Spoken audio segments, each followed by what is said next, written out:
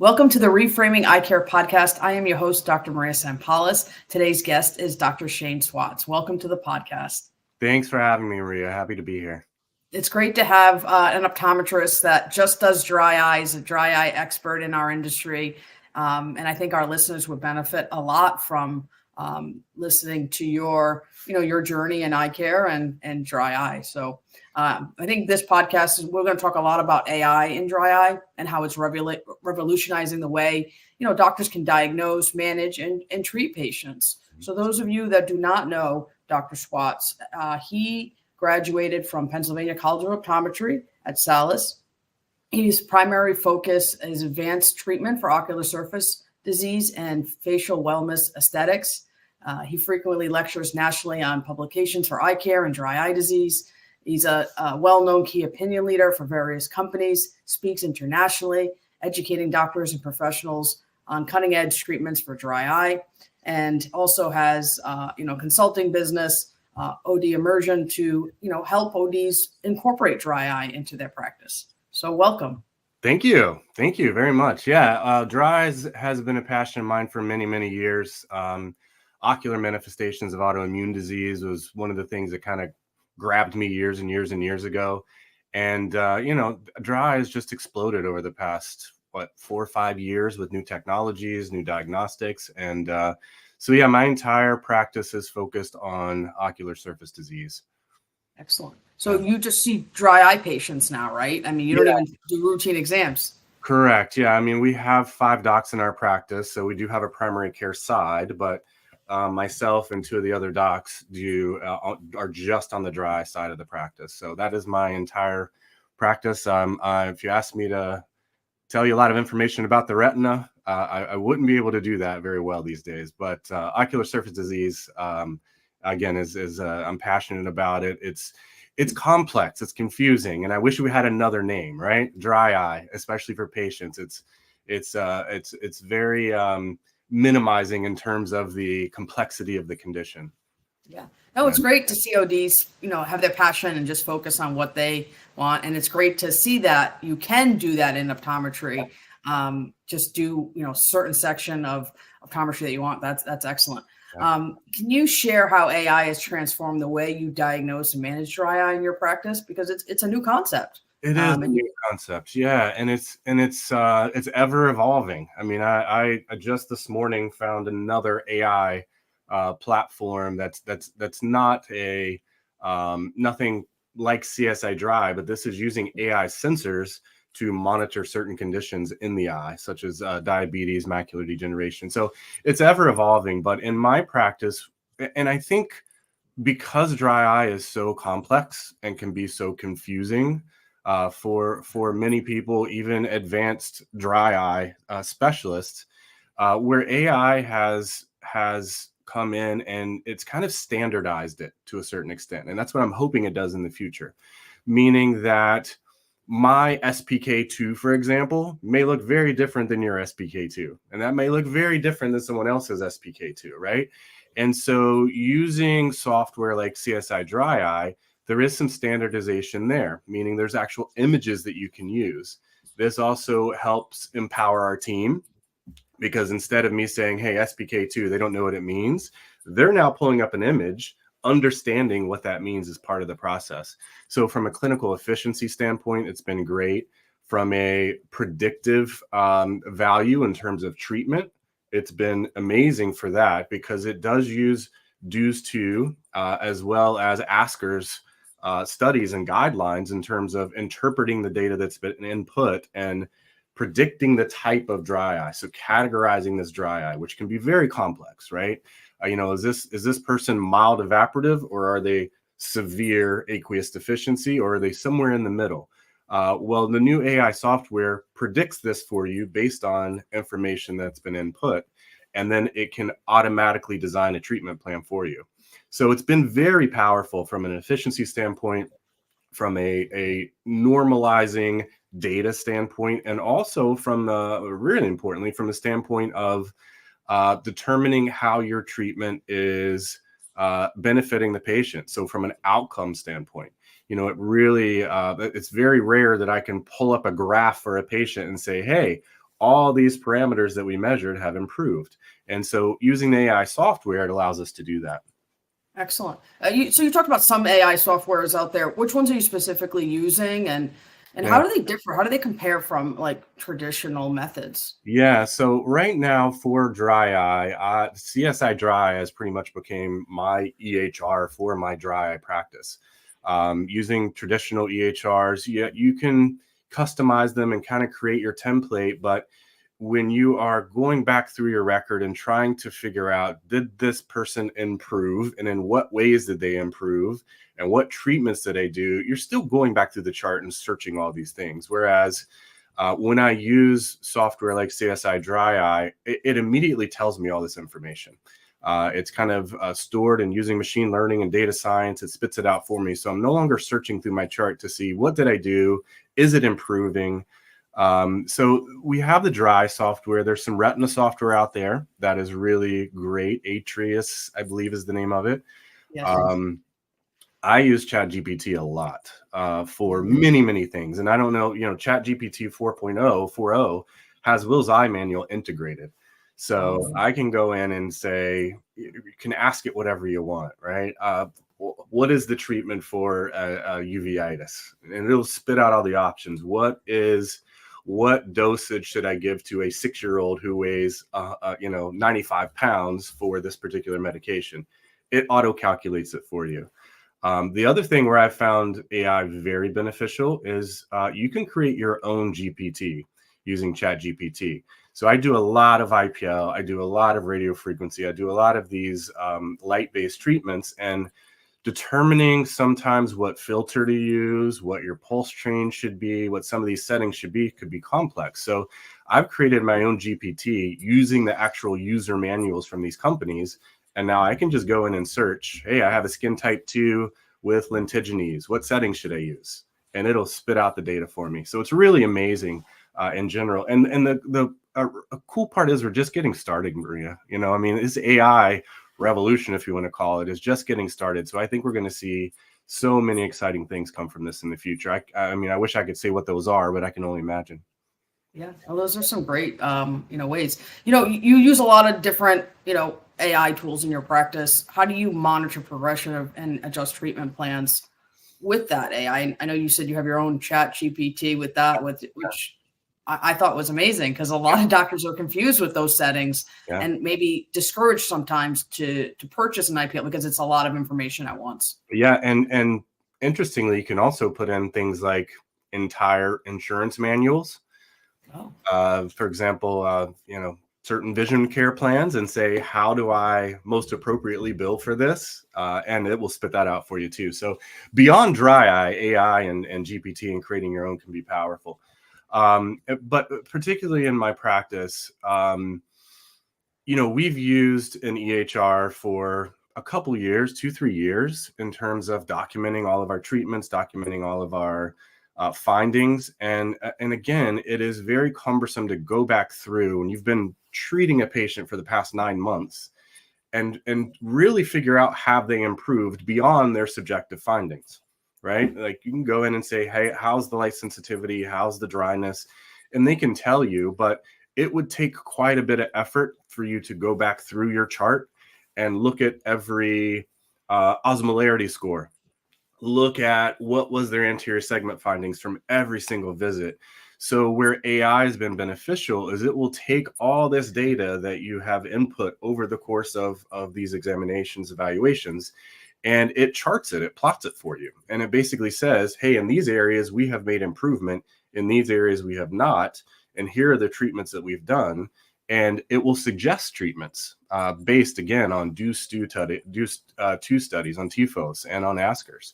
So it's not generating this data based on a random algorithm. It's based on tools that we use in the dry eye space to really determine what our treatment should be.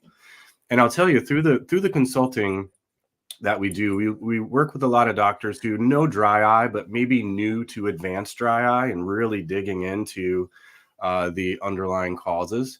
And it can be very overwhelming in the beginning, trying to determine, what should my treatment be? Do I use PRP drops? Do I use serum? Do I do IPL? Do I do RF? What home therapy do they need? And, using some of this AI software, it will suggest what your treatments should be. Ultimately, it's the doctor's decision. It also assesses all of the risk factors, meaning what information this patient input through their CDERFs, which is their dry survey, one of the main dry surveys that we use. It will take that data, combine it with the data from your evaluation that you've input, and then list all of your risk factors and the severity of those risk factors. Is this a serious risk factor? Is it medium risk? Is it high risk? Is it low risk? And then also, what are the potential masqueraders, right? What are the potential things that could masquerade as dry eyes, the co-conspirators that really might not be playing a role? So it really digs deep into it and works much faster than my mind can in terms of evaluating these things. Yeah. Sometimes AI gets a bad rap saying it's biased, there's challenges, limitations. Mm-hmm. What have you noticed with incorporating, AI into your practice, and how is this new software different from other, AI software limitations? Yeah. So what I've seen with AI in general is when it is pulling information and gathering information from a known data source. For example, when you create your own GPT, you upload studies into there, validated studies. So rather than it pulling from internet or random information, it's only pulling from the data that you've uploaded. So what it spits out is accurate information, right? And so when we have some of this data like Askers and like DEWS 2 that we're pulling from, it is much more reliable than if it were pulling from various sources, right? So if I go into ChatGPT, for example, and I say, hey, do this for me, well, I have to double check it because it could pull some random data that just doesn't make sense. But what I found is when you're pulling from reliable sources that are, and it's only pulling from those sources, the data that you gather is much more reliable and you can trust it more. It's still new, right? So we still have to take that with a grain of salt and double check everything. We are the doctor, so we have to not put our full faith into AI just yet. But what I've found is the predictive value, the treatment outcome efficacies are improved, let's say, with this technology, or made easier, made simpler. Of course, I think it is made simpler. I mean, even for doctors that are just starting out, right, that are kind of nervous to, dig into dry eye, I think this would be beneficial and help and give them a second chance, like a second check. I think also with using Altris in my practice, I can double check, a macular issue, and it's been beneficial before I send it to a retina specialist where I'm kind of in between two diagnoses. When I show something like that to my patients, they're excited about it. I tell them we're the only practice in Rhode Island that uses AI right now. How do your patients respond typically to AI with their diagnosis and treatment? And what have you noticed with patient outcomes? Yeah, it's interesting because patients usually have never seen anything like this. Showing a patient their EHR is not something that we often do, right? We might show them images. Using CSI Dry, I show them their EHR because almost every finding is on a graded scale: green, mild, red, severe, right? Yes. And so when they see this and they see all of their findings leaning towards the red, they immediately know, hey, something's not right. So it speaks to them without me saying a word. The other thing I wanted to point out here from an exam standpoint, a lot of docs new to dry eye, they're looking at the cornea. They know to look at the glands. They know to look at the lid margins, but there are a lot of things that they may not be checking. Are all of us checking for floppy eyelid syndrome? Are all of us checking for these certain parameters? So with CSI Dry Eye, I have mine set up in a way that I am assured not to overlook or forget any of those factors because I start at the top section of my exam and it flows right through so that I'm not forgetting to look at something, so to speak. And if I do, my assistant in the room with me says, hey, go back and check this. You forgot corneal sensitivity, because it's part of the list of factors that I want to be sure that I'm checking. So it really does remind us not to overlook certain things. And also the images when we click on any of these findings are pretty amazing. So there's qualitative findings and there's quantitative findings. So I can say that there is MGD grade 2, or I can go in and literally through this software count every single gland and say what type of oil was expressed. Was it open? Was it obstructed? To give me even more reliable findings. That's excellent. Yeah. So I've been using this software in my practice as well. And I mean, we're growing it. We're not as advanced as dry eye centers as you are, but I've been able to incorporate it to show patients, but also recommend IPL. Doctors are hesitant sometimes to recommend IPL, or patients are not, don't opt in. How do you find key benefits for this, for using it, AI for dry eye management, and for you and for patients? Yeah, and I think you're right. Doctors sometimes have a hard time having that discussion about recommending IPL for a couple reasons. Number one, the financial part of it. It's a cash-based treatment. Number two, when should they do IPL? And number three, which a lot of people don't think about, is when a doc brings in an IPL, if you're a hammer, everything's a nail, right? So they think all of a sudden I need to do IPL on everybody. And that's not the case. IPL is a very powerful tool, but it is not for everyone. So I think using the predictive benefits of AI, it can help guide us in the right direction. Does this person need something like IPL, or are they 100% aqueous deficient? And I don't want to say 100%. Are they more aqueous deficient, and we should look at other treatment modalities?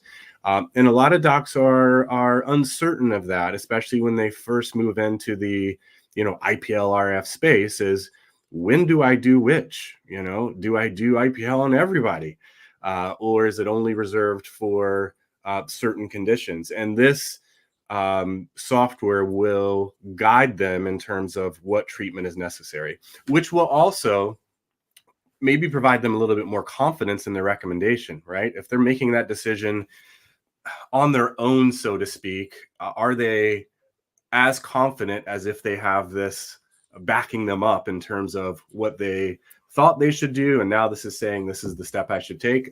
Confidence is a huge thing in making these recommendations. Of course, yeah, I agree. A lot of doctors that I talk to about AI are nervous about it. It thinks it's going to replace, traditional optometry, eye care. What do you think? Do you think it's like a complement to our practice, or do you think that? I do. I think it's always going to need the human touch and the personal interaction, but I think it is going to make us more efficient. I think it's going to allow us to provide better outcomes. And even from an education standpoint, explaining certain things to patients, we as doctors use words and phrases that to us are normal and to them is just way over their heads. I mean, my dry evals, Maria, used to take about an hour. And after 10 minutes, my patient's eyes were glossed over and they weren't listening to a thing I said, right? But I thought I had to overeducate them to prove to them that I knew what I was talking about and that this recommendation that I was making was legit. My dry evals are now 10-15 minutes at most. The less you say, sometimes less is more. Often that's the case with dry eye. And we all have the knowledge that if we need to elaborate on some of our findings or some of our explanations, we can. But I think a trick for recommending some of these treatments is keep it simple, right? Be direct, keep it simple, and the patients will I think respond better to that. Steve Vargas, I think or you may know, he has some great information on really connecting emotionally with the patients. Trying to not go straight to the prefrontal cortex for decision making right away, and instead getting that emotional connection and having them realize on an emotional level the importance of treatment. And I know I got a little bit off AI there, but that's the other side of it that I'm passionate about, is the education part. Yeah, of course. Education's important. I mean, it makes us better clinicians, right? Yeah. You do a lot with AI, and it's really hard to predict what it is, what's going to happen in the future. But if you can look at your crystal ball, what do you think AI will evolve in optometry with like ocular conditions and dry eye? Yeah, I think diagnostics are going to improve. I think we're going to see some of the current diagnostic technology that we have now integrated with some of the technology like CSI, meaning we go and do some testing on a patient, for example, using a keratograph, right? Well, instead of having that data here and our AI data over here, those two marrying together so that we're not having to input a lot of things into this other software, and it's all integrated. I think that's going to be a powerful thing. I think monitoring certain diseases using sensors that are then sent to AI technology is going to be important. I think from a patient education standpoint, it's going to be important. But crystal ball with AI is really hard because it's. I try to stay ahead of the curve, and it's really hard because it is constantly changing. And I'm always impressed by what I see with some of these changes as well. Yeah, of course. It's always changing. You look on something on Facebook, Yeah, LinkedIn, on anything, but just not even just eye care, just like the yeah, next day, there's a whole bunch of new programs for yeah, anything. yeah. Um, ChatGPT is almost old now. It's kind of like it's kind of like like MySpace to a certain extent. Now that we have Facebook and Instagram, but it's still very useful. But there are so many tools out there that are unbelievable. Even from I don't know if you saw this not long ago, but there's some scary parts of AI too, which is you put your image out there, you put your voice out there. I don't know if you saw not long ago Joseph Allen, who's really well known in the dry space and in education. A company took his image and took his voice and used it to market their product without his knowledge, which is yeah. scary because so I think if AI is used for the right things, it's very powerful, and that's going to be the balance moving forward. Is keeping it in the realm of doing good. For optometrists that want to incorporate AI into their practice, what advice would you give them for dry eye management? Yeah, I would say lean into the technology. As you mentioned a moment ago, there are some docs who, maybe they haven't dove into AI as much, or it's this thing out there that they know is there, but they don't really want to know about.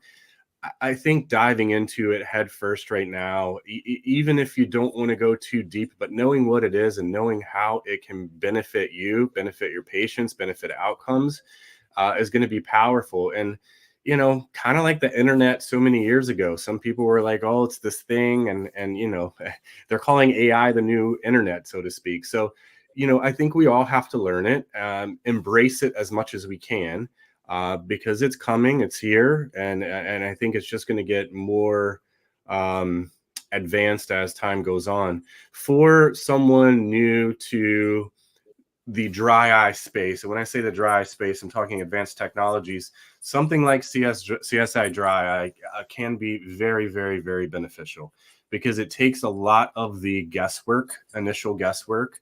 It takes a lot of the guesswork in terms of what should my evaluation look like? What tests should I be doing? What things should I be looking at in anterior segment? It really has served as a guide with that as well, as opposed to just being a software. So even someone that's been doing dry for many, many, many years and deep into it, I'm learning through it as I go, which is powerful. So I think for someone new, having something to guide them like that is powerful. And even in our consulting group, we haven't formally introduced this to our consulting group, but I feel it's powerful enough. It is something that we're going to start recommending that a lot of our practices use. It's great to hear that someone like you is expert in dry eye still says they're learning, because it is. We're all still learning in eye care. There's a lot of cool stuff. So, that's what I tell young ODs. Like, I've been out almost 18 years now, still learning, right? Never ends. Yeah. It never ends. So I think that's the passion, is the education and learning and getting better outcomes for our patients. Now, you talked about your consulting group. For doctors that want to have more information, what can you provide to them, and maybe an email as well? And is it education? Is it going to the practice? What does that look like? Yeah, so it was really born out of a passion project, right? I mean, we used to do KOLs and take a lot of calls for different companies, and we found that the implementation process was not nearly what it should be for these devices, and just in general. Meaning, a doc would go to an event, they would buy a new device. We all get excited with technology at these events. We buy it, and then when they get it back to their office, there's a whole new clinic you have to develop, basically, right? It's kind of a clinic within a clinic. So ODI was really developed, OD immersion is the formal name of it, was really developed to simplify the process of adding advanced ocular dry eye, ocular surface disease treatments and aesthetics as part of it into primary care practices, realizing that these primary care practices often don't have the time, don't have the capacity and the energy sometimes to implement all this new stuff. So we're somewhat of an easy button, but we're also in a very, very much an accountability program. So in terms of what we do, no two practices are the same. So we look at logistics, we look at language. What words can you use to get your message across to the patient in a powerful way? We use a lot of neurofinance principles there. And also treatment. What settings do I use? Can I treat these certain conditions? So we do have an online training library that has a lot of the basics. There's 90 plus training videos there.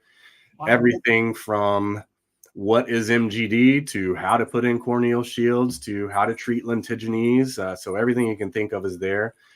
We have laser specialists on our team. We have medical directors. We have PAs. We have NPs. And so regardless of what someone may need as they're growing their dry eye practice, we have someone on our team that can help out with that. The main two people on our team, the co-founders, are myself and Dr. Chantel Garcia, who's a residency trained scleral lens fitter. She's amazing. But we both got started in the field around the same time, and we were two of the earlier adopters of the technology, which means we made all the mistakes, right? And so our goal is to help people get their ROI as quickly as possible, really understand the technology, because a lot of these technologies are powerful, but you have to have a healthy respect for them. You can do some damage with things like IPL if you don't know what you're doing. And so we have to be, and that's another thing that we're passionate about, is making sure that docs are using this the right way.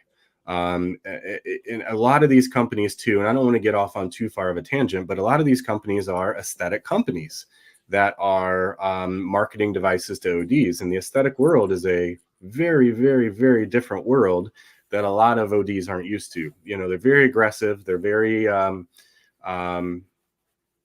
leave it at that, aggressive. And so we also work with docs on what device should you get.